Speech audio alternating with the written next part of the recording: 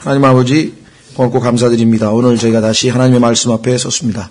주님께서 이 약속하신 대로 모든 진리 가운데로 우리를 인도해 주시고 저희가 바르게 믿고 바르게 순종해서 합당한 열매로 하나님을 영화롭게 하는 자들이 되기를 소망하고, 주님께서 오늘 이 시간 약속하신 대로 이 부족한 자를 도우시고 또 역사하시고 또 힘을 주시고 주님의 영으로 충만하게 하셔서 이 하나님의 말씀의 사역을 온전히 성취하도록 역사해 주시기를 시간 주 앞에 간절히 간구드립니다. 주님께서 더욱더 많은 지체들이 하나님의 말씀을 향한 갈망을 더 품도록 도와주시기를 원하옵고, 우리가 더 사모하는 마음으로 하나님의 말씀을 대할 수 있도록 도우시기를 원합니다. 이 시간을 통해서 아버지께서 홀로 존귀와 영광과 기쁨을 얻으시기를 간구드리옵고, 우리 모두에게는 다시 한번 큰 유익과 복이 되도록 역사하시며 오늘 마음은 있지만 참독치 못한 모든 지체들의 마음을 지키시고 붙들어 주시기를 아버지 앞에 간구드립니다. 이 시간을 하나님 아버지 손에 부탁드리옵고 모든 말씀을 우리 주 예수 그리스도 이름으로 기도하옵나이다. 아멘.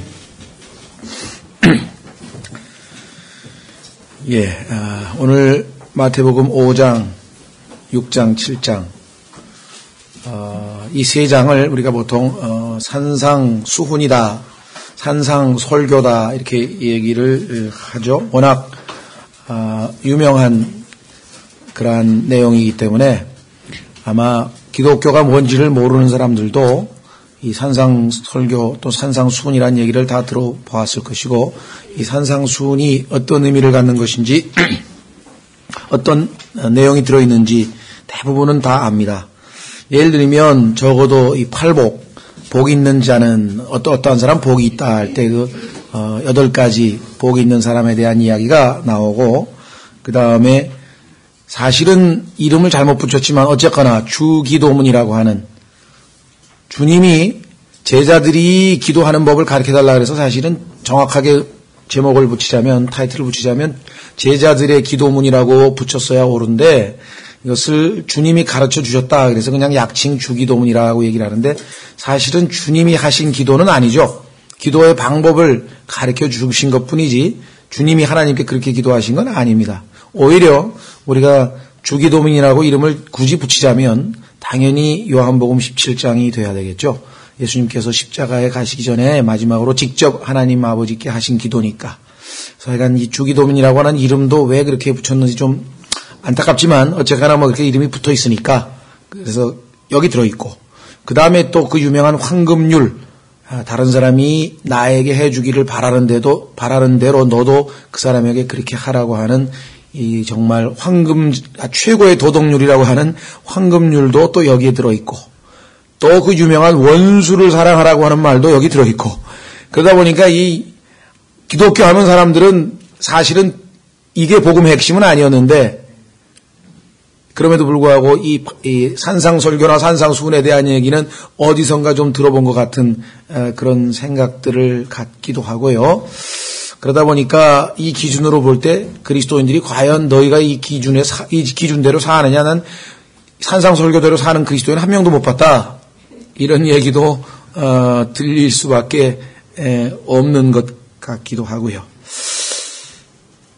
가장 참 유명한 구절이기는 하나 가장 잘못 해석되고 왜곡되고 또 적용이 쉽지 않은, 좀 그래도 까다로운 그런 책이라고 좀 볼 수 있을 것 같습니다. 이게 어떤 의미에서 그러냐면, 이 마태복음은 아시다시피 왕국 복음이라 그랬습니다. 그래서 처음에 우리는 왕의 계보를 봤죠. 그래서 1장에서는 왕의 계보가 정통성이 있는 계보라는 것을 보았고, 그 다음에 왕의 출생에 대해서 살펴봤고, 그 왕을 앞서서 왕이 온다는 사실, 메시아가 온다는 사실을 알리는 왕의 선두주자에 대해서 살펴봤고, 그 다음에 왕이 이제 하나님으로부터 사역을 시작하시기 위해서 침례를 받으시고, 그 다음에 성령님의 인도하심을 받아서 마귀에게 시험을 받으시고, 그 시험에서 승리하심으로써 왕으로서의 자격을 보이시고, 그래서 이제 공개적으로 소위 말하면 공적 사역을 시작을 하시면서 이제 우리가 바로 여기에 들어와 있는데 그 공적 사역을 시작하시면서 보였던 것이 바로 왕으로서의 자격이 있다는 것을 보여준 사건이었습니다. 그것이 바로 4장 23절에서 25절까지인데요. 한번 보겠습니다. 4장 23절에서 25절까지. 예수님께서 온 갈릴리에 두루 다니사 그들의 회당들에서 가르치시고 왕국의 복음을 선포하시며, 이거 조심해야 됩니다. 왕국의 복음은 회개하라 천국이 가까웠느니라, 이런 말씀인데, 이 왕국의 복음과 오늘날 우리가 복음을 통해서 구원을 얻는 복음은 내용이 완전히 다른 겁니다. 조심하셔야 돼요. 우리가 전하는 복음은 하나님의 은혜의 복음이라 그러고, 그 복음의 내용은 고린도전서 15장 1절에서 6절 사이에 나오는데, 하나님의 은혜의 복음은 그리스도께서 성경대로 우리의 죄로 인하여 죽으시고 장사되셨다가 성경대로 사흘 만에 부활하셨다라고 하는 내용이 하나님의 은혜의 복음인데, 우리 죄로 인하여 라고 하는 사실을 깨달은 사람, 즉 내 죄로 인하여 그 사건이 예수 그리스도라고 하는 분이 죽고 장사되고 부활했는데 그것이 바로 나의 죄와 연관이 되어 있다는 사실, 자기 죄와의 관계를 알고 믿고 받아들여서 예수 그리스도, 부활하신 예수 그리스도를 구세주로 영접한 사람은 구원을 얻게 되는 것입니다. 그러나 오늘 여기서 예수 그리스도께서 하신 복음은 전혀 다른 복음이에요. 이것은 유대인의 왕으로 오셔서 유대인들이 기다리고 있던 메시아로서 그들에게 왕임을 선포하고 그들이 왕국의 백성이 되기 위해서는 회개해야 된다. 그래서 회개하라, 하늘의 왕국이 가까이 왔느니라. 그런 걸 선포한 거예요. 그러니까 오늘도 지금 이 길에 가면은 서울역 앞에서든 지하철 안에서든 회개하라, 천국이 가까웠느니라, 이거 지금 끼두르고 외치고 다니시는 분들 계세요. 참으로 안타깝죠. 글쎄요, 그 열정이 순수하게 하나님은 진리로만 역사하시는 분이시기에 하나님으로부터 온 영으로 그가 열심을 품고 외친다고 보기가 좀 어려워요. 우리가 얼핏 보기에는 그래도 마음은 순수하지 않느냐, 회개하라 천국에 가까웠느니라 외치니까. 과거는 좀 그렇게 생각을 했는데 제가. 근데 하나님께서 성경에 기록하기를 하나님은 진리로만 역사하신다고 시편 33편 4절에 써 있거든요. 진리가 아닌 것을 가지고 외치는데 겉보기에는 좀 순수한 사람 같지만 그 속에 있는 것은 제가 볼 때는 진리하고는 아무 상관이 없다는 것이죠. 여러분들 가톨릭 신부, 수녀 이런 분들 보면 얼마나 인간적으로 보면 순수하세요. 자신의 모든 걸 포기하고 하나님을 위해서 살겠다. 그거 아름답지 않습니까? 인간적으로 볼 때는. 그러나 하나님의 관점에서 보면 이건 진리하고는 아무 상관이 없는 거라는 거죠. 이걸 우리가 거듭난 사람들은 구분해야 되고, 그렇다고 해서 그들을 무슨 싸잡아서 비난하자는 그런 얘기가 아니라 하나님의 관점과 사람의 관점, 육으로 난 것은 육이고 성령으로 난 것은 영이기 때문에 성령에 입각해서 올바른 분별을 안 하면 우리는 아주 속기가 쉽습니다. 그래서 오늘날도 많은 사람들이 나는 개신교는 싫어요. 뭐 저 잘났다 그러고 아멘 할렐루야 우리는 천당 간다 지옥 간다 뭐 너희는 지옥 간다 뭐 개신교 신자들 정말 하고 막 비난하죠. 반면에 가톨릭 신자들은 내 탓이요 그냥 하면서 그냥 착한 일도 많이 하고 인기가 좋아요. 그 이유는 뭐냐면은 거듭나지 않은 육신의 눈으로 보면 그렇게밖에는 판단이 안 되는, 그렇죠. 저가 봐도 그렇게 보일 수 있다는 거죠. 그러나 우리는 하나님의 관점으로 가서 항상 보아야 되기 때문에, 자, 그래서 왕국의 복음을 선포하시며 계속해서 백성 가운데서 온갖 질환과 온갖 질병을 고치시니, 이 복음이 내용이 틀리기 때문에 역사도 틀려요. 지금 이것들은 다 뭐냐면 예수님이 메시아고 왕이라고 하는 것을 입증하는 그러한 여러 가지 수단들입니다. 근데 오늘날 우리는 예수님을 메시아로 왕으로 모시는 것이 아니라 나를 죄로부터 구원하실 구원자로 모시는 거거든요. 완전히 다른 얘기를 하고 있는 거란 말이죠. 은혜의 복음은, 하나님의 은혜의 복음은. 그렇죠? 그래서 오늘날도 이 병 고치고 이거를 기대하면은 벌써 올바로 나누라고 하는 하나님의 명령에 불순종하고 잘 모르고 하는 거예요. 그러면 오늘날은 병 들린 사람은 그러면 안 고쳐주시느냐? 아니죠. 성경이 기도하라 그랬잖아요. 고쳐주실 수도 있고 안 고쳐주실 수 있어요. 바울 같은 경우는 3번 기도했는데 됐다 그래서 하나님께서 안 고치는 게 너에게 유익이다. 그러실 수도 있는 거예요. 반면에 어떤 사람은 고쳐서 또 하나님 더 영광 돌릴 수도 있는 거예요. 이 시대는 반드시 고쳐주셔야 돼. 그래야 하나님께서 영광을 받으시는 시대야. 이거 완전히 차원이 다른 얘기라. 이면. 그래서 24절 그분의 명성이 온 시리아에 두루 퍼지느라 왕이 오셨다는 것을 선포하는 거죠.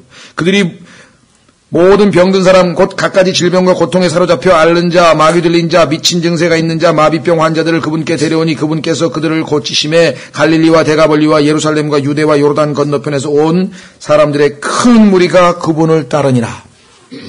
이야, 이거 구약에 예언한 그분 맞나? 드디어 400년 500년 동안 기다리고 있었던 그분이 드디어 왔단 말인가. 거기다 선두주자 이 침례인 요한의 사역까지 또 있었어요. 그래서 이미 많은 사람들이 회개하고 회개의 침례를 이미 받았다 이 말이에요. 그러니까 준비가 다 된 상태죠. 그래서 이제 예수님께서 그 무리들 앞에서 내가 세울 왕국은 앞으로 이러한 원칙에 따라 통치될 것이다. 나는 왕으로서 이와 같은 법령으로 너희를 통치할 것이다. 소위 말하면 천년왕, 하늘의 왕국의 헌법을 공포하시는 거예요. 그렇게 되면 백성들이 봤을 때 뭐예요? 자기는 이와 같은 삶의 기준에 전혀 지금 미흡하죠? 그렇게 되면 어떻게 돼요?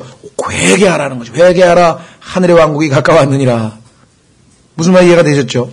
그러니까 지금 1차적으로 산상수훈 또는 산상설교는 교회 시대의 성도들에게 이렇게 살라고 가르치는 내용이 아니다. 이걸 여러분들이 일단 염두에 두셔야 돼요. 무슨 말 이해가 되었습니까? 이거를 이해를 못하면 교리적으로 바울 서신과 모순이 되는 얘기가 자주 튀어나옵니다. 예를 들면 마태복음 5장 22절에 보니까 어리석은 자라 하는 자는 누구나 지옥불의 위험에 처하게 될 것이라 이런 말이 나오는데 바울은 고린도전서 15장 36절에서 너 어리석은 자야 하고 외쳤단 말이에요. 그러면 바울은 지옥 간다는 소리인가요? 모순이죠. 그 다음에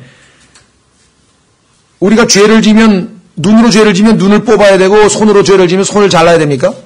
실제로 그렇게 하려는 사람도 있나? 또 판단하지 말라. 그리하면 너희도 판단받지 아니하실 것이라. 그래서 이 구절을 아주 많이 써먹는데요. 그런데 고린도전서 2장 15절에는 영적인 사람은 모든 것을 판단하나 판단해야 된다. 이게 옳고 그름을. 그럼 이게 서로 모순이 되는 거냐? 아니다 이거죠. 하나님의 경륜이 틀리다. 하나님의 경영 방침이 틀리고 대상자가 틀리고 시대가 틀리고 다 틀린 얘기라. 그래서 하나님께서는 성경을 올바로 나누라. 그렇죠? 그러니까 이 이외에도 앞으로 보면 이 산상설교에서 나온 내용이 바울 서신과 모순되는 경우가 상당히 나타난다. 이제 문제는 또 다른 극단은 뭐냐? 또 다른 극단은 교회 시대와 교회 시대의 성도들에게는 산상설교는 아무 상관이 없어서 절대 적용해서는 안 된다. 또 이렇게 주장하는 사람이 있어요. 근데 우리하고 왜 아무 상관이 없습니까? 우리가 예수 그리스도와 함께 천국의 천년왕국에서 왕노릇 할 사람인데 왕노릇 할 사람이 왕국 헌법도 제대로 몰라가지고 어떻게 통치하겠다는 거예요. 그 다음에 비록 이것이 우리에게 지키라고 의무적으로 우리에게 교리적으로 주어진 것은 아니지만 예수 그리스도께서 이 땅에서 세우실 그 천국은 하늘의 왕국은 이와 같은 높은 수준의 도덕적 원칙에 의해서 통치될 나라고 그 나라에서 이 법을 어기는 자는 가차없이 아주 극형에 처해질 것이고 지옥불에 던져지니까 그렇다면 예수님이 다스리는 그 시대가 그 왕국이 얼마나 의로운 왕국이 될 것인가 우리가 아주 기대하는 바가 크죠. 왜? 이 땅에서의 우리는 정치라고 하는 것에 대해서 아주 환멸을 느끼고 있는 사람 아닙니까? 이 땅에서의 통치자들에서 우리는 이미 실망한 지가 오래됐다. 그러면 이 땅에 제대로 된 나라, 제대로 된 왕국, 제대로 된 왕이 나타나셔서 제대로 된 통치를 한번 보이셔서 이것이 참으로 제대로 된 나라이다. 왕국이라고 하는 것을 보여줄 텐데 그것이 바로 이것이구나. 그렇죠? 뿐만 아니라 우리가 예수 그리스도를 통해서 의를 이미 얻었어요. 이 산상설교 전체의 핵심은 뭐냐면 하나님의 의, 바리새인들이 너희가 생각하는 의의 기준하고 하나님이 생각하는 의의 기준하고 틀리다. 이거 지금 하나님의 의를 지금 보여주시는 건데 우리는 이미 하나님의 의인 예수 그리스도를 우리가 우리 안에 소유하고 있기 때문에 우리가 순종만 한다면 산상설교에 있는 내용을 충분히 지키고도 남는다. 그렇죠? 자, 한번 확인해 보겠습니다. 로마서 8장 3절. 따라서 우리는 극단적인 거 절대로 적용 안 된다는 거하고 전적으로 교회 시대의 성도들에게 해당된다. 그래서 이 산상설교를 지켜야만 구원받는다고 주장하는 사람들하고 이 양극단을 피해야 된다. 그렇죠? 산상설교 지켜야만 구원받는다 그러면 구원받을 사람이 있습니까? 없죠? 없습니다. 자, 로마서 8장 3절에 가면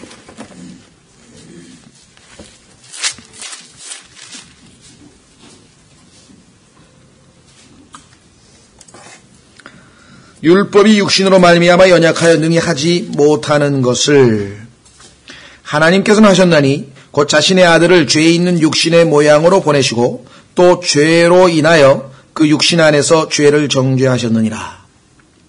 4절이 답이죠. 이것은 왜 그렇게 하셨는가? 아들을 보내셔서 왜 육신 안에다 죄를 정죄하셨는가? 이것은 육신을 따라 걷지 아니하고 이것이 조건입니다. 여러분과 제가 육신을 따라 걷지 아니하고 성령을 따라 걷는 우리 안에서 성령을 따라 걷기만 하면 보십시오. 율법의 의가 하나님이 정하신 그 율법 안에 나타난 의, 그런데 우리는 육신을 입고 있어서 나약해서 할 수 없었는데 율법의 의가 우리 어떻게 되겠습니까?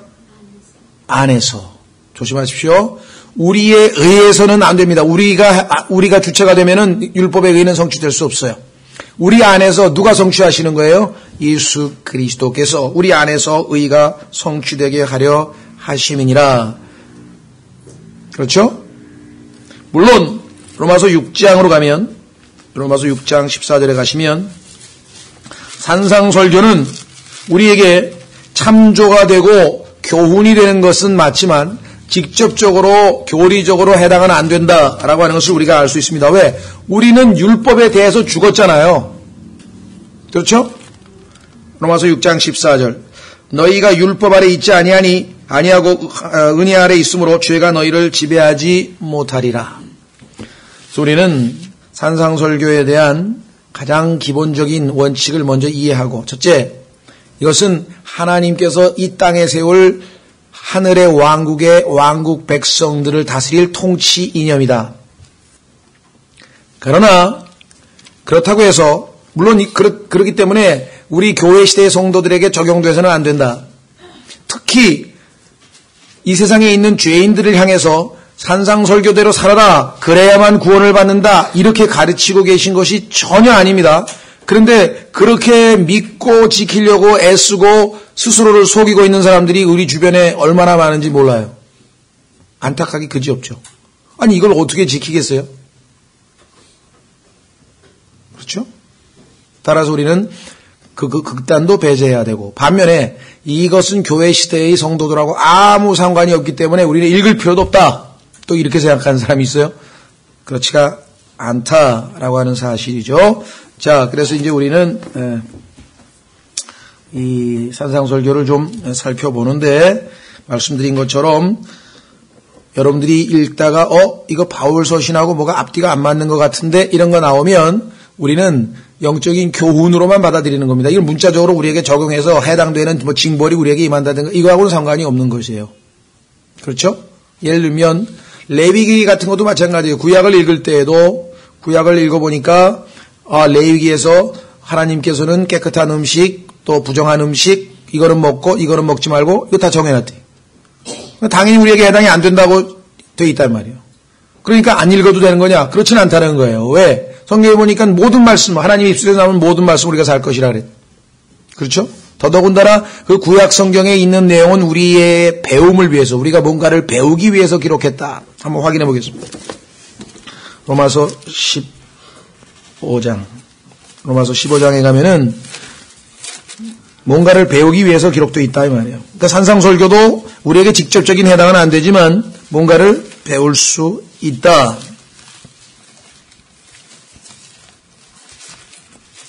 로마서 15장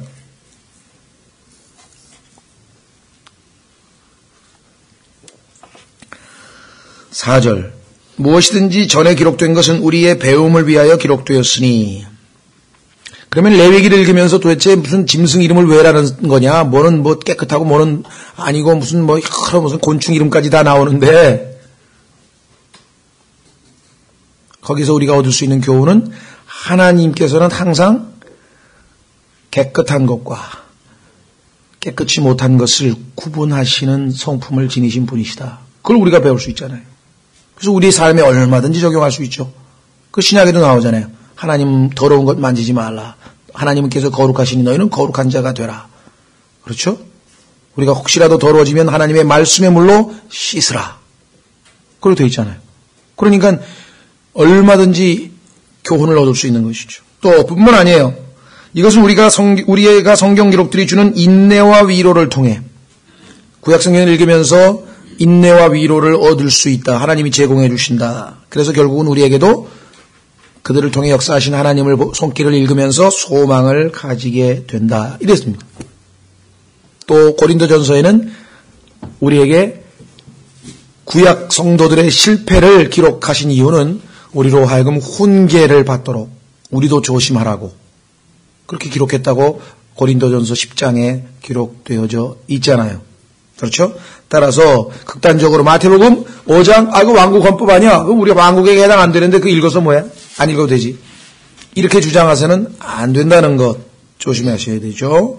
또 어떤 사람은 여기 제일 유명한 구절이 22절에 한번 보십시오. 마태복음 5장 22절에 보니까 나는 너희에게 이르노니 누구든지 아무 까닭 없이 자기 형제에게 화를 내는 자는 심판의 위험에 처하게 되고 누구든지 자기 형제에게 라가라고 하는 말하는 자는 공행의 위험에 처하게 되거니와 누구든지 너 어리석은 자여 하고 말하는 자는 지옥불의 위험에 처하게 되리라. 어떤 그리스도인 형제가 다른 형제에게 막 화를 내면서 욕을 하는 거예요. 그러니까 그 상대방이 이 구절을 인용하면서 형제 조심해. 잘못하면 지옥 가. 그랬더니 이 바보 같은 놈아 그거는 왕국 헌법이야. 나에게 해당이 안 된다니까. 성질을 버럭 내서. 잘하고 있는 겁니까? 왕국 헌법에 해당 안 해요. 이건 나에게 해당 안 되는 거야. 그러니까 막 살아도 된다는 얘기입니까? 참으로 어리석은 사람이죠. 그렇죠? 아니 이 왕국 헌법에 해당되는 사람보다 더 수준 높게 성령을 안에 모시고 있는 사람이 그렇게 살아놓고 그런 말을 한다는 게 얼마나 우스꽝스러워요. 우리 조심해야 됩니다. 자, 그러면 우리가 1차적으로 왕국의 백성이 될 사람들을 이렇게 앞으로 통치하시겠다라고 하는 것, 정말 여러분과 제가 이제 이것이 헌법으로 돼서 그 왕국이 이제 주님이 오시면 1000년 동안 이어집니다. 얼마나 이 기준으로 해서 여러분과 제가 백성들을 다스리는 거예요. 여기에 어긋나게 행동한 사람 다 잡아서 심판해야 되는 거예요. 여러분과 제가 왕 노릇해야 되는 거예요. 잘 알고 계셔야 돼요. 예, 뿐만 아니라 오늘날 현재 우리에게도 얻을 수 있는 영적인 교훈들이 어마어마하게 많다. 왜? 우리를 왕으로 함께 왕으로 보조 왕으로 쓰시는 임금께서 왕께서 이것에 근거해서 통치를 하신다고 한다면은 우리가 얼마나 이것에 대해서 능통해야 되고 잘 알아야 되는가. 자, 그래서 이제 5장 1절서부터 좀 보겠습니다. 5장 1절서부터 그분께서 무리를 보시고 산에 올라가 앉으시니 산이라고 하는 것은 높은 곳이고 왕좌가 있는 곳이고 새 예루살렘에 보면은 시온산이 있죠. 그래서 상징적으로 예수 그리스도의 통치권에 관한 것입니다. 그래서 성경에 보면 예수님께서 재림하실 때 17장에도 보면은 어디에 올라가셨습니까? 변형 산에 올라가셨죠? 예, 예수님이 재림하실 때 예수님의 왕권과 관련된 이야기가 나올 때는 산이 얘기가 자주 나오죠. 그래서 저 하늘에도 산이 있어요. 하늘에도 보면은 시온산이 있어요. 하늘에 있는 시온산. 자, 그래서 그분의 제자들이 그분께 나오매, 그러니까 1차적으로 그분의 제자들에게 가르치시는 내용이지만 무리도 거기에 함께 있었죠.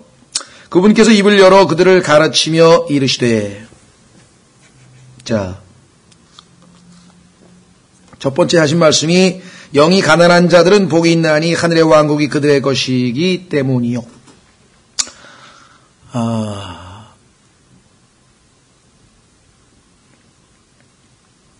이게 영어로는 도치 형태로 되어 있어요.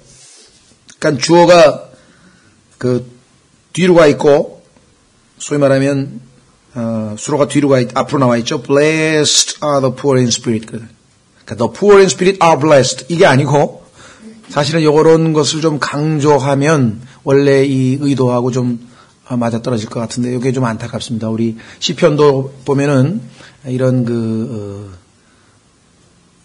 문학적인 면에 있어서의 좀 그런 것들이 우리 성경은 좀 아직은 번역의 정확성에 이제 좀 치중하다 보니까 이런 문제까지는 터치를 하지 못했는데, 자 어쨌거나 복 있는 자는 이렇게 선언한 거예요. 누가 복이 있느냐?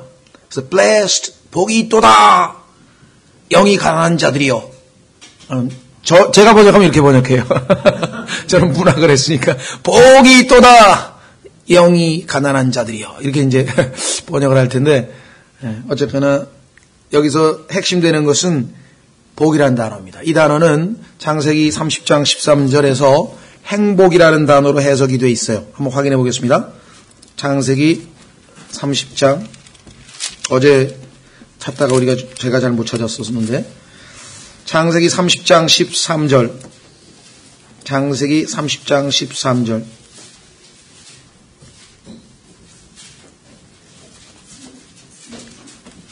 그래서 우리가 복의 근원이란 말을 쓰죠. 복의 근원. 찬송가에도 복의 근원. 자, 창세기 30장 13절에 레아가 이르되 나는 행복한 자니, 자녀를 낳았을 때 행복하게 됐어요. 행복한 자니 딸들이 나를 가리켜 복된 자라 하리로다 하고 그 이름을 아셀이라 하였더라. 성경에서는 바로 옆에 있는 단어가 바로 앞에 있는 그 문맥에서 문맥을 해석합니다. 그래서 지금 반복해서 행복이라고 하는 의미가 바로 복된 자라고 하는 의미라고 하는 것, 복된 자가 바로 행복하다고 하는 것을 해석을 하고 있죠. 자, 그러면 하나님의 왕국, 하늘의 왕국, 예수님이 세우실 이 땅의 하늘의 왕국에서 행복한 사람은 어떠한 사람인가?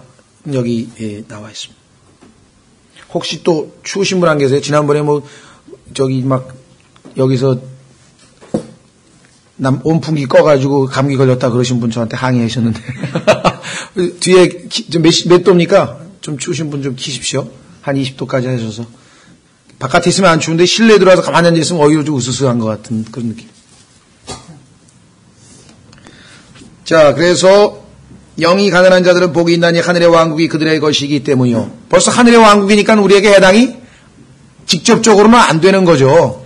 그렇잖아요. 우리는 하나님의 왕국이잖아요. 하나님의 왕국, 보이지 아니하는 왕국, 영적인 왕국. 그렇죠? 그러니까 여기서 얘기하는 하늘의 왕국이라고 하는 것은 하늘의 통치를 지상에서 적용하는 실제적으로 눈에 보이는 왕국으로 하나님께서 유대인들에게 약속하신 왕국이라 이 말이에요. 그러니까 벌써 제한이 돼 있죠. 우리에게 직접적으로 교리적으로 적용이 안 되는 것은. 그러나 그 원칙은 살아있는 거죠. 왜? 어떤 사람이 행복한 사람인가? 영이 가난한 사람. 한마디로 하면은 우리 요즘 말로 하면은 겸손한 사람을 얘기하는 것이죠. 겸손한 사람을 하나님께서 복을 주시겠다 라고 하는 말이죠. 예. 그래서 이사야서 5장에 가면은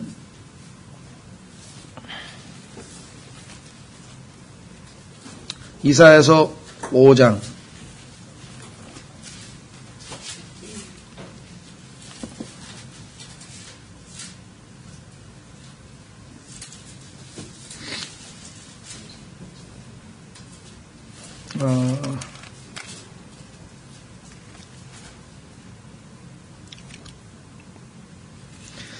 이사야서 5장 8절에 보면은요, 가옥에 가옥을 이으며 전토에 전토를 더하여 마침내 빈 곳이 없게 하고 땅의 한가운데서 홀로 거주하려는 자들에게 화가 있을지어다 하면서 이스라엘 백성들에게 이 하나님의 뜻을 어기고 생활하는 것에 대한 소위 말하는 화를, 복이 아니라 반대 말이죠. 화를 지금 전파하는데요.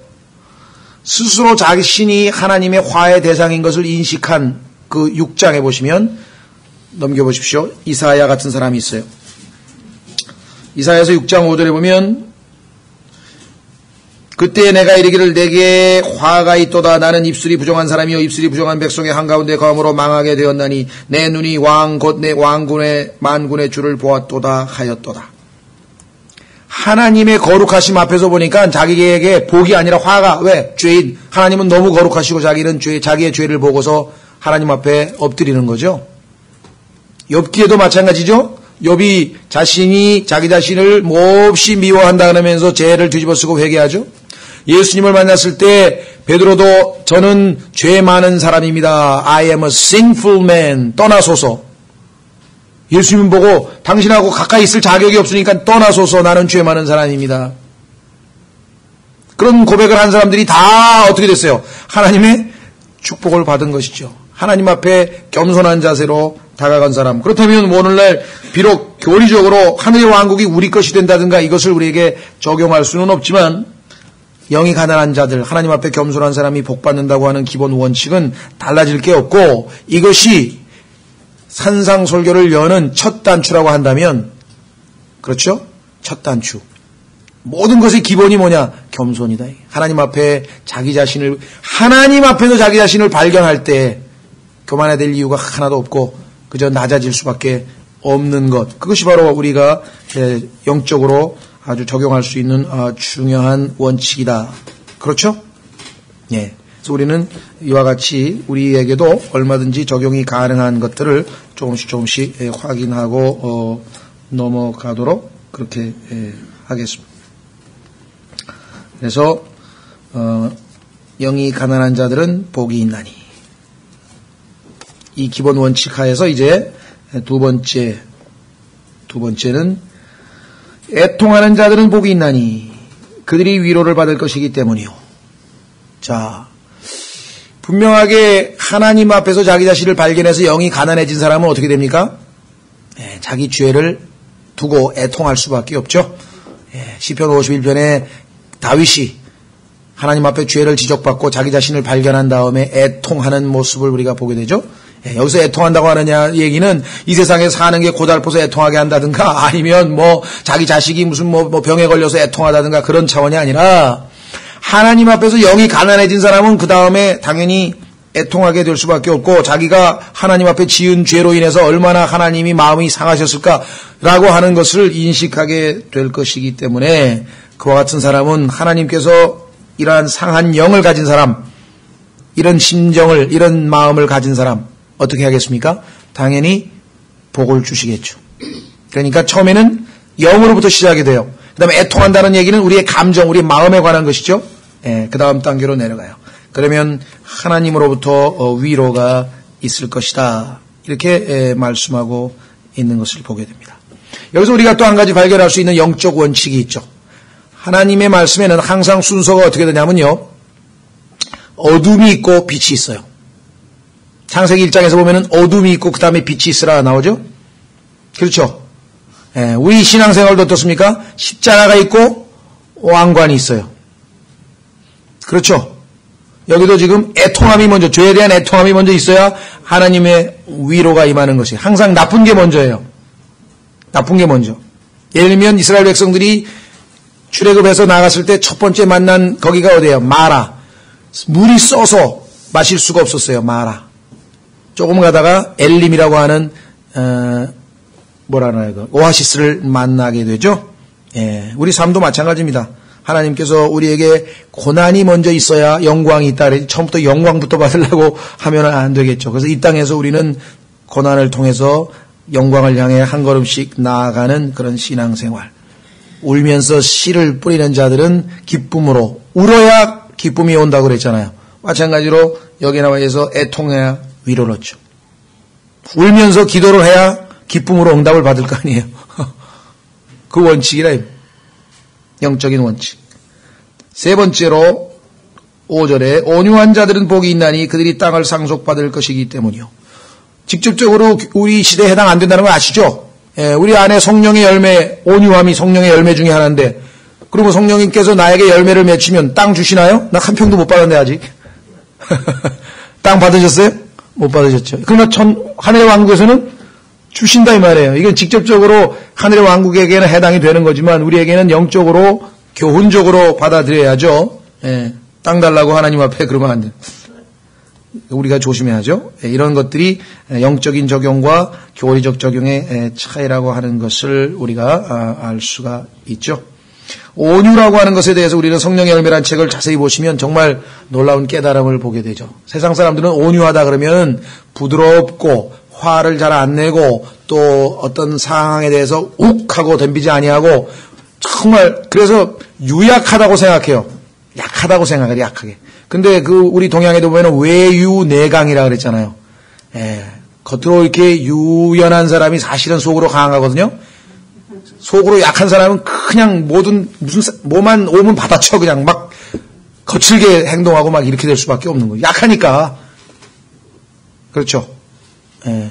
자, 그래서 우리는 온유한 자들에 대한 하나님의 약속. 그 다음에 6절에 의에 줄이고 목마른 자들은 복이 있나니 그들이 배부를 것이기 때문이요. 보세요. 보니까 줄여야 배가 고파야 원칙이 항상 그렇잖아요. 나쁜 게 먼저 오고 좋은 게 뒤에 온다. 이 원칙은요. 심지어는 하나님의 쓰임받은 사람들에도 그래요. 가인하고 아벨인데 가인이 잘못되고 아벨. 에서가 잘못되고 야곱. 항상 순서가 그렇죠. 예. 아론의 제사장 제도가 폐해지고 예수 그리스도 멜기세덱의 제사장 직분. 항상 뒤에 오는 거, 후에 오는 거. 예. 그래서 항상 끝을 잘 보셔야 돼요. 우리 미래를 향해서 소망 가운데 사는 이유가 바로 그리스도인의 삶이 바로 그런 원칙 때문에 그렇죠.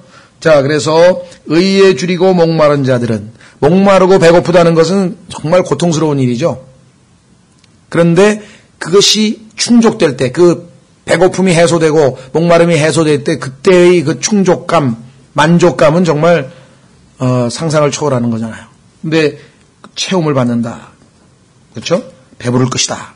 자, 여기서 지금 체험을 받는다 그랬는데 무엇으로란 말이 없어요. 오픈되어 있어요.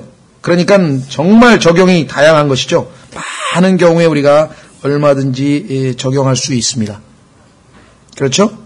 예, 마태복음 6장에도 비슷한 얘기가 나오는데요. 한번 보십시오. 6장 33절.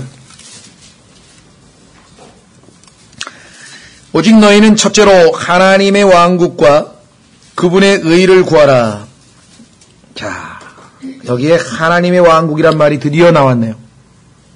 영적인 것, 보이지 아니하는 도덕적인 왕국, 이것이 먼저 우선권이다. 그분의 의를 구하라. 그러면 이 모든 것을 너희에게 더하시리라. 예외가 없잖아요. 모든 것, 정신적인, 영적인, 물질적인 그 어떠한 필요도 다 채워주시겠다. 여기도 마찬가지. 지금 뒤에 배부를 것이며 채워주실 것이며 이렇게 얘기했고 그 다음에 무엇으로란 말이 없다는 것으로 봤을 때에는 우리가 아주 적용 범위가 모든 삶에 있어서의 우리의 모든 인간사에 필요한 모든 것으로 다 채워주실 수 있다. 그런 전능하신 분이시죠. 여러분들 욥기 기억나세요? 한번 보십시오. 욥기에 보면은 하나님께서 욥에게 등장하셨어요. 왜? 보니까 지식이 없는 자가 이치에 닿지 않는 말을 지금 하고 있어. 욥기 38장에 보면은 그때 주께서 회오리 바람 속에서 욥에게 응답하여 이르시되, 이 회오리 바람은 예수 그리스도의 재림과 관련된 말씀인데 성경에 보니 지식이 없는 만들로 이치를 어둡게 하는 이자가 누구냐? 좀 이따가 우리가 보게 될 그 산상설교의 뒤에 보면은요, 그런 얘기가 나와요. 너희가 옛사람들이 이렇게 말하는 것을 들었거니와 너희는 이런 얘기를 들은 모양인데 나는 너희에게 말하노니 이렇게 돼요. 다 고쳐져요. 마찬가지로 이 욥도 지금 하나님 앞에서 자기가 아는 한 최대한 올바른 얘기만 다 했다고 생각하고 계속해서 나름대로 논리적으로 멋진 답변을 했는데 하나님께서 나타나셔서 하시는 말씀이 지식이 없는 말들로 이치를 어둡게 하는 이자가 누구냐? 이제 남들답게 허리를 동이고 내가 내게 물을 터이니 너는 내게 대답할지니라. 내가 볼 때는 너는 아무것도 모르는 자인데 지금부터 질문한다. 1번 하면서부터 무려 184가지를 질문했더니 욥이 중간에 입을 닫았어. 중간에. 질문 나가는 중간에. 보십시오. 40장. 또 주께서 욥에게 응답하여 이르시되 전능자와 다투는 자가 그분을 가르치겠느냐? 네가 상대를 잘못했겠구나. 어떻게 나하고 다투려고 하느냐 하면 하나님을 책망하는 자는 그것에 대답할지니라. 하나님을 책망까지 했어. 어떻게 해서 의로우신 하나님이 계신다면 나같이 의롭게 산 사람을 이렇게 고통을 주실 수 있습니까? 여러분은 그러 보신 적 없나요? 하나님 앞에 가서 억울하다고 기도해 보신 적 없어요? 그럼 하나님이 여러분을 억울하게 할 만큼 불의하신 분입니까? 가만히 한번 생각해 보세요. 그리스도인들이 그거를 깨닫기 위해서 하나님 앞에 가서 기도하는 거야. 기도하다 보면 억울한 게 아니라 감사가 나오는 거예요. 제대로 기도하다 보면. 억울하다고 하나님 앞에 나가서 막 하다 보니까 나중에 보니까 야 아니야. 오히려 감사한 거야. 그래서 자꾸 기도를 하려는 거예요. 기도를 안 하면 계속 속에서 쓴뿌리가 나와가지고 종일토록 입은 이만큼 나와가지고 막 인상은 팍 쓰고 그냥 막 이 속에 쓴뿌리가 탁 차가지고 하나님 앞에 얼굴을 피질 못하니. 기도하다 보니까 하나님이 다 맞고 내가 다 틀렸어. 그런데도 하나님이 내 투정을 넋두리를 다 들어주셨어. 그게 뭐야? 아이고 하나님 감사합니다. 살아있는 것만 해도 감사합니다. 그러고 끝났대. 욥도 지금 보니까요. 그때 욥이 주께 응답하여 이르되 알았어 드디어. 질문 몇 개도 안 했어요. 지금 38, 39장까지밖에 안 했어요. 근데 뭐라고 고백합니까? 그때 욥이 주께 응답하여 이르되 보소서 나는 비천한 자이오니 내가 주께 무엇을 대답하리까. 아유 하나님 앞에 가만히 있다 보니까 내가 누군 줄 알겠네요. 내가 내 손으로 입을 막으리이다. 유구무원입니다. 내가 한 번 말하였사오나 응답하지 아니하겠나이다. 참으로 두 번 말하였사오나 더 이상 말하지 아니하겠나이다. 하나님만 말씀하실 권리가 있고 저는 입 다물겠습니다. 아무것도 모르는 자가 무슨 말을 하겠습니까? 이렇게 얘기를 했죠. 근데 여기 보면은요. 욥기의 38장에서 하나님께서 하신 질문은 처음에 질문은 뭐냐면요. 너는 유한한 자고 나는 무한한 존재인데 그걸 알려주시기 위해서 가르쳐주셨어요. 두 번째는 너는 아무런 힘도 없고 나는 권위 있는 나는 빛이 있으라 하면 빛이 있는 그런 권능이 있는 자인데 너하고 나하고 지금 비교가 되느냐. 세 번째는 하나님께서는 나는 이 세상의 모든 필요를 다 충분하고 넉넉하게 채워주는 분이다. 그러면서 네 번째로는 뭐라고 얘기하냐면요.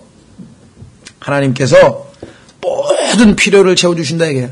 까마귀 먹을 것도 내가 보내주고 사자 먹을 것도 내가 보내주고 그거 다 내가 키우고 다 먹이고 하는 거야. 이 세상에 있는 모든 생명체의 생명을 유지하기 위해서 내가 다 먹이고 입히고 보존하고 다 하는 거야. 내가 다 하는 거야. 이렇게 얘기를 하신다.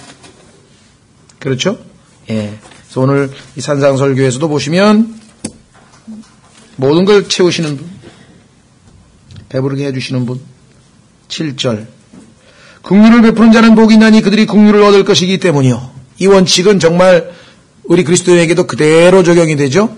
예, 심는 대로 거둔다 이거야. 내가 저 사람에게 긍휼을 베푸면 하나님께서는 누군가를 통해서 나에게 긍휼을 베풀어 주시는 분이야. 하나님은 비치고 못 사시는 분이니까 그대로.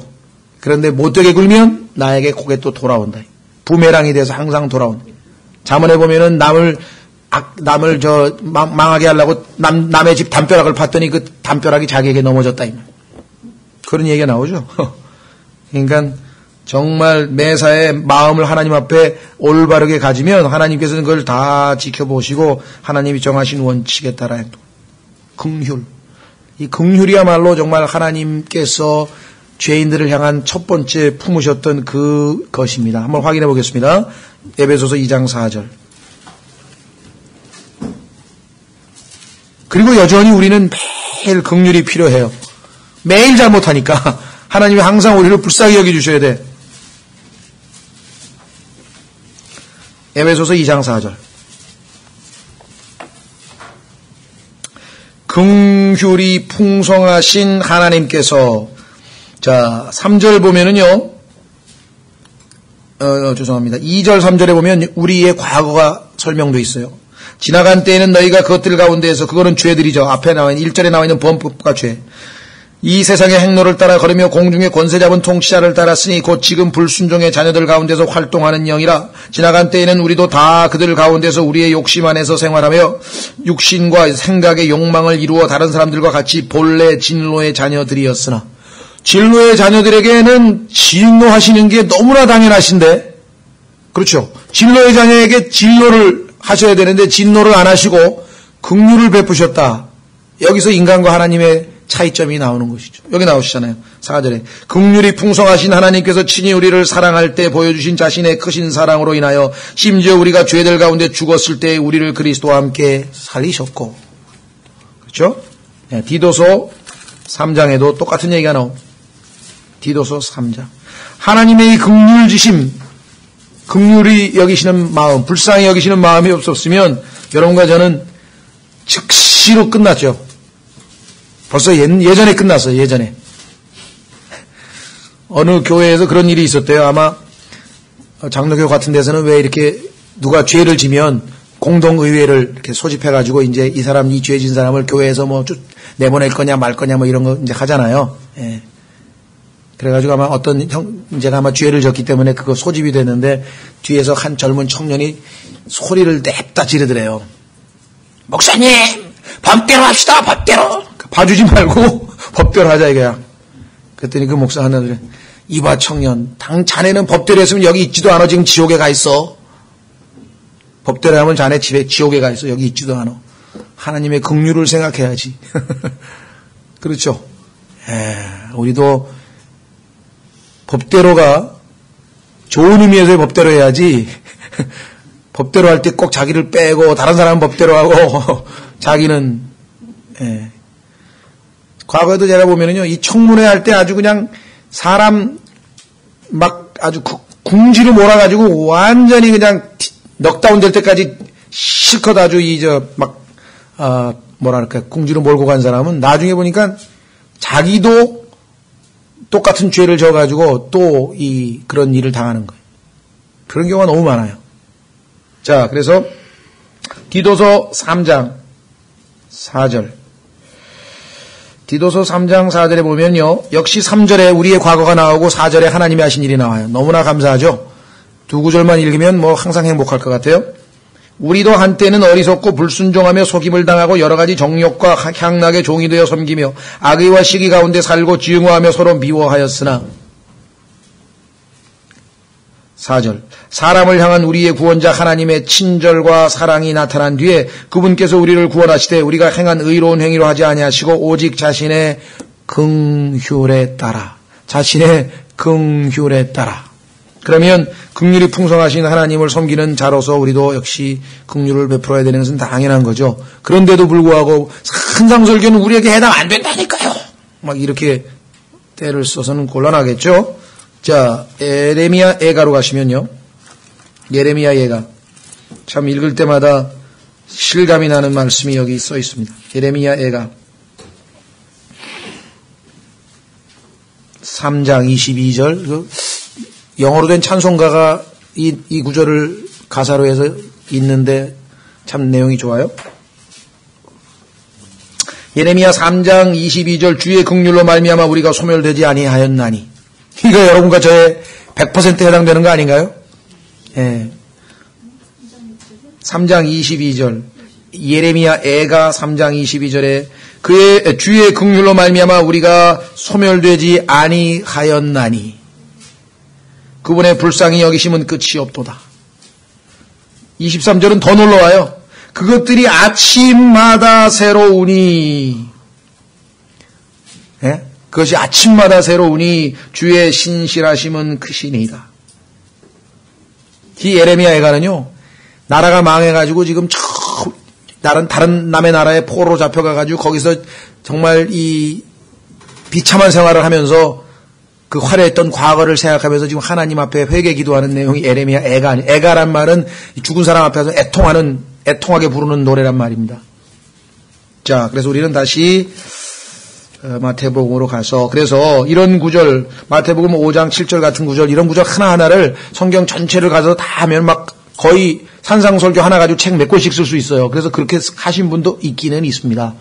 그러나 또 우리는 또 균형을 잡아야 되기 때문에 영적으로 적당한 정도에서 우리가 적용을 하고 그러나 여러분들이 개인적으로 이 말씀을 깊이 묵상하면서 풍성하게 얼마든지 적용도 하고 간증도 하실 수 있겠죠. 8절 마음이 순수한 자들은 복이 있나니 이의가 없습니다. 뭐 당연합니다. 그렇죠? 하나님은 왜? 순결하신 분이니까. 하나님이 순결하신 분인데 하나님하고 비슷하게 닮아가면 당연히 복 받는 거지 뭐. 그렇잖아요. 하나님처럼 되는 게 복이죠. 마음이 순수한 자들은 복이 있나니 그들이 하나님을 볼 것이기 때문이요. 그런데 우리는 마음이 순수합니까? 순수하지 못합니까? 예, 순수하지 못하죠. 더럽다 그랬잖아요. 깨끗하지가 못하잖아요. 예레미야 17장 9절로 가보겠습니다. 예레미야 17장 9절. 예레미야 17장 9절. 혹시 자기가 의인이라고 착각하거나 착하다고 착각하는 사람이 있으면 이 구절을 읽혀드리면 됩니다. 그거는 당신이 스스로 생각하는 거고 당신을 창조하신 하나님은 당신의 마음을 지금 현재 들여다보고 계신데 이렇게 평가하고 계십니다. 예레미야 17장 9절. 마음은 모든 것보다 거짓되고 극도로 사악하니 누가 그것을 알 수 있으리요. 여러분들, 제가 가끔 가다가 그림 그리는 요즘은 청계천은 좀 깨끗한가? 아니, 청계천 말고 안양천이 좀 더럽나? 안양천에서 물 2컵 떠다가 딱, 그죠? 한 일주일만 가만 놔두면요, 깨끗해져요, 위는. 왜? 모든 더러운 게 밑으로 다 가라앉아 버렸기 때문에. 이 세상에 그런 분들이 조금씩 있어요. 좋은 환경에서 자라고 좋은 교육을 받고 정말 성품도 인간적으로 원래 착하고 막 이러다 보니까 그냥 누가 봐도 법 없이 살 사람처럼 보이는 경우가 있어요. 그래도 그 사람 밑에는 더럽고 악한 모든 것이 들어있다는 사실을 알려줄 수밖에 없어요. 그래서 성경에서 보면은 그런 사람들이 구원받기가 더 어렵고 성경에 보니까 온통 그 구정물이 그냥 계속 온 삶에 막 그래가지고 누가 봐도 자기가 봐도 스스로 죄인인 걸 다 알아. 그래서 주여 저는 죄인이로소이다 불쌍히 여기서 이런 사람은 금방 죄인인 걸 깨닫는데 역으로 착하고 의로운 사람일수록 죄인인 걸 깨닫는다는 게 엄청 어려워요. 그분들에게는 마음을 보여주는 수밖에 없어요. 그들도 자신의 마음을 알 거거든요. 깊은 곳에 자기 마음 깊은 곳에 시기심이 있다는 거 그거 모르는 사람이 있습니까? 자기 친구 출세한 걸 보고 마음이 아팠을 거라고 자기도 과거에. 그거 다 있어요. 그렇죠? 여기 있잖아요. 그래서 나 주는 마음을 살피며 속 중심을 시험하여 각 사람의 길들과 각 사람의 행위의 열매대로 그 사람에게 주느니라. 이렇게 말씀하셨죠. 마음이 순수한 자. 그렇죠? 그래서 우리는 이미 여러분과 제 마음은 순수하게 되었어요. 어떻게? 믿음으로. 놀랍죠? 사도행전 15장 9절. 사도행전 15장 9절.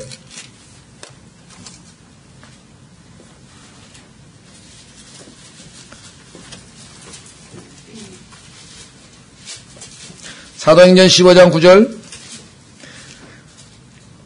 8절부터 보시면 또 마음을 아시는 하나님께서 우리에게 성령님을 주신 것 같이 그들에게도 주사 그들에게 증언하시며 믿음으로 그들의 마음을 어떻게 하셨다고요?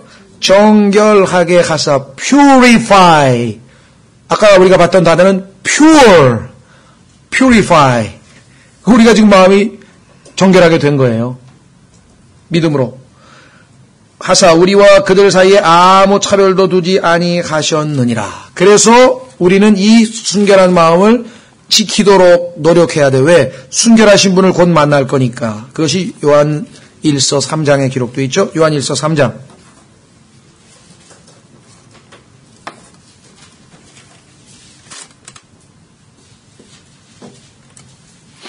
요한 1서 3장 1절서부터 3절. 보라 아버지께서 어떠한 사랑을 우리에게 베푸사.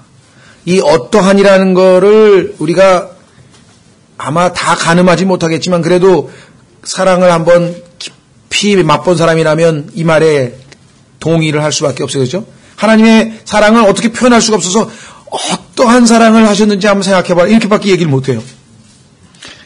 우리가 하나님의 아들들이라 불리게 하셨는가? 그런즉 세상이 우리를 알지 못하면 세상이 그분을 알지 못하였기 때문이라. 안 알아줘도 좀 더 억울해할 게 없어요. 예수님도 안 알아줬는데 우리 같은 걸 어떻게 알아주겠어? 세상이. 사랑하는 자들아 이제 우리는 하나님의 아들들이니라. 현재 우리가 앞으로 어떻게 될지는 아직 나타나지 아니하였으되 그런데요, 여러분과 제가 나중에 나타나면 예수님께서 이 지상에서 3년 반을 사셨던, 33년 반을 사셨던 그런 모습으로 나타나는 거야.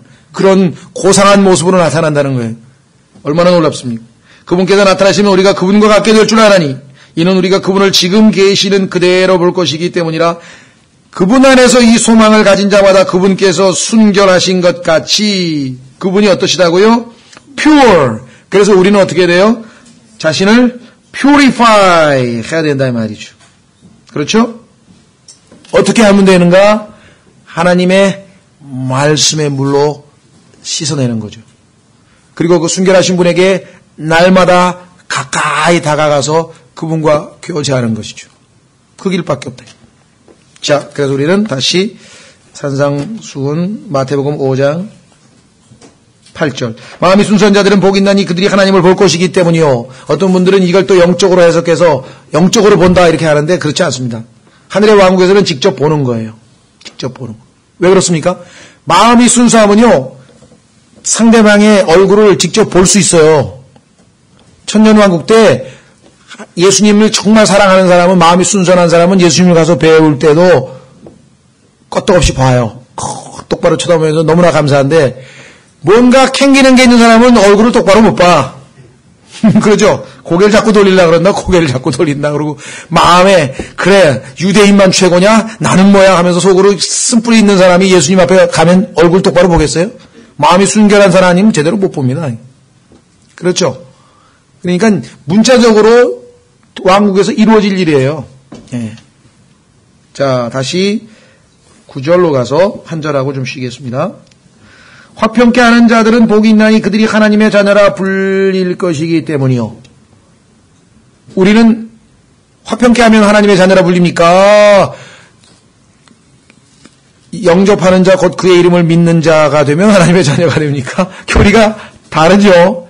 그러나 여기서 우리에게 영적으로 적용하자면, 우리가 하나님의 자녀라면 우리에게 하나님의 화평을 주신 분의 화평을 다른 사람에게 전하는, 화평케 하는 자들이 되어야 된다. 뭐 당연히 그 잘못됐습니까? 얼마든지 적용해야죠. 그래서 예수 그리스도를 믿는 사람이 가면 항상 평안함이, 화평이 있어야 돼요. 그렇죠? 자, 그래서 한번 확인해 보겠습니다. 이 피스메이커라고 하는 말은요, 오늘날 소위 말하면 UN 평화유지군, 피스키핑 코어라 그러는데, 그 사람들이 가서 평화 지키러 갔다가 전부 전쟁만 일으키고 나왔더니 여태까지. 예? 자, 우선 여러분과 제가 하나님과 화평을 누리는 이야기가 로마서 5장에 나와 있죠. 로마서 5장 1절.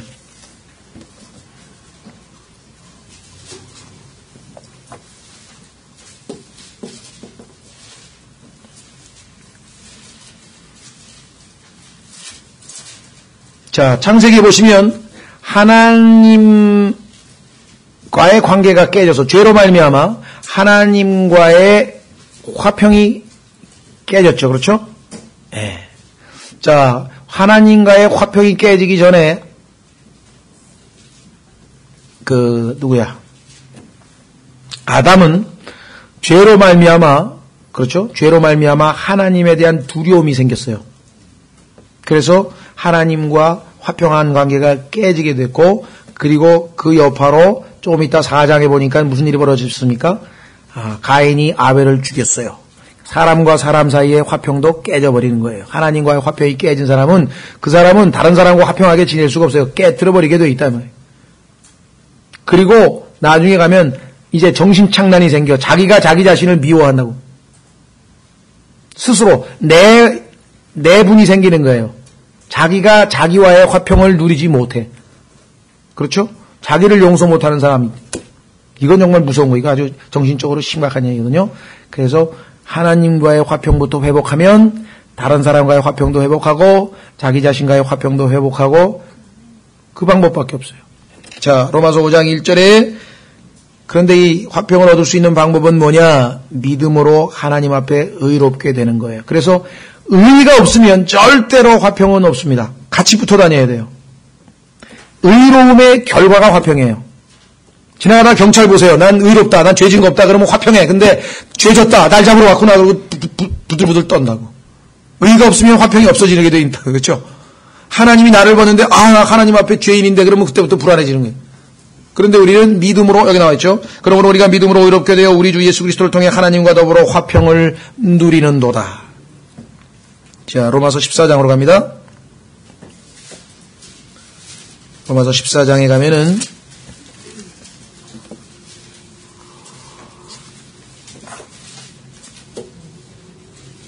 17절 하나님의 왕국은 먹는 것과 마시는 것이 아니요 오직 성령님 안에서 의와 이 순서가 어마어마하게 중요한 것이죠.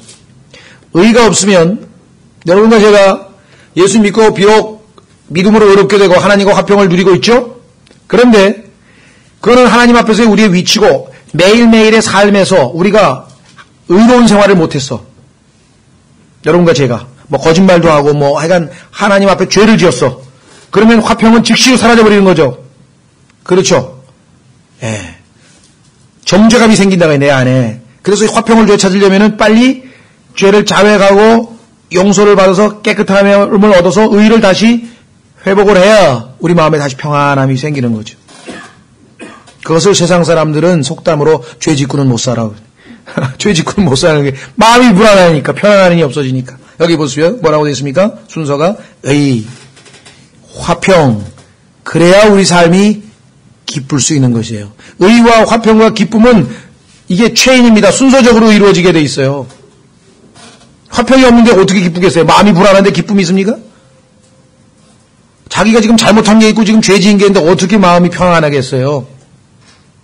그래서 의는 바로 예수 그리스도를 믿음으로 죄사함을 얻고 죄 씻음을 얻고 예수님 덕분에 우리가 의를 누리는데요. 실제적인 삶에 있어서도 이렇게 화평케 하는 자들은 복이 있다라고 말씀했고 그것이 하나님의 자녀답다 이렇게 말씀을 했죠. 예. 그 다음에 10절에서 12절까지도 좀 잠깐 볼까요? 시간이 6시 넘었죠. 먹고 해야 되겠네. 쉬었다가